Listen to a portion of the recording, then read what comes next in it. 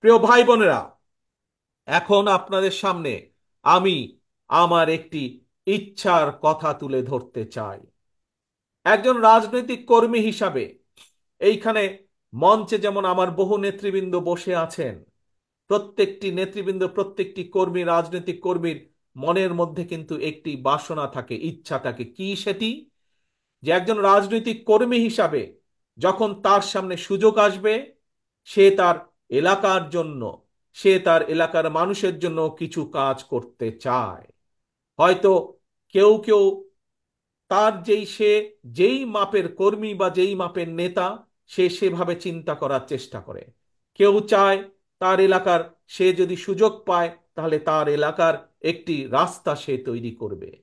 কেউ চায় সে যদি সুযোগ পায়, তার পক্ষে যদি সম্ভব হয়, এলাকার মানুষের সমস্যা হয়তো একটি ব্রিজ, সেই ব্রিজটি তৈরি করবে।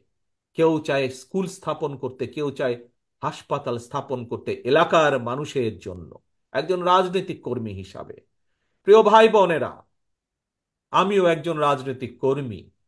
আমারও একটি ইচ্ছা আছে যে কোনোদিন যদি আল্লাহর রহমতে বাংলাদেশের মানুষের সমর্থনে আমাদের পক্ষে যদি সম্ভব হয় দেশের জন্য কাজ করার, অতীতের মতন, দেশের মানুষের জন্য কাজ করার অতীতের মতন, তাহলে আগামী দিনে আমি একটি কাজ করতে চাই এই বাংলাদেশের মানুষের জন্য। বিশেষ করে গ্রাম থেকে শুরু করব এই কাজটি।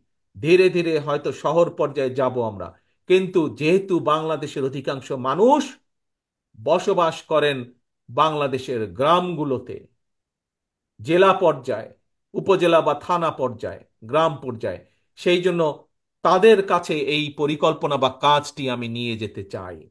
কি সেই আমার পরিকল্পনা? আমার পরিকল্পনাটি হচ্ছে প্রত্যেকটি পরিবারের জন্য, মানুষ নয়, পরিবার হিসাবে আমরা বাংলাদেশে কতগুলো পরিবার আছে সেই পরিবারগুলোকে আমরা নির্দিষ্ট করব এবং প্রতি পরিবারকে আমরা রাষ্ট্রের পক্ষ থেকে একটি ফ্যামিলি কার্ড দিব। কি কার্ড? ফ্যামিলি কার্ড দিব। এখন জিজ্ঞেস করতে পারেন, এই ফ্যামিলি কার্ডটি কি?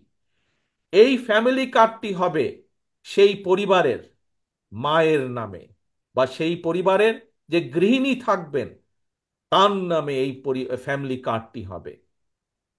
রাষ্ট্রের পক্ষ থেকে আমরা গ্রাম থেকে শুরু করে থানা, জেলা পর্যায় পর্যন্ত আমরা প্রত্যেকটি পরিবারকে চেষ্টা করব একটি পরিবারের মাসিক যে প্রয়োজনীয় খাদ্যদ্রব্য যেগুলো প্রয়োজন, তার মধ্যে কিছু সংখ্যক খাদ্যদ্রব্যের একটি নির্দিষ্ট পরিমাণ সহযোগিতা করার জন্য, যাতে করে প্রত্যেকটি পরিবারের উপরে প্রত- যাতে করে প্রত্যেকটি পরিবার মাস শেষে রাষ্ট্রের এই সহযোগিতা পেলে কিছুটা হলেও তাদের স্বস্তি বোধ হয়, কিছুটা হলেও তারা নিজেদের নিজেদের যে সেভিংস, নিজেদের যে সঞ্চয়, সেটির পরিমাণ বৃদ্ধি করতে সক্ষম হয়।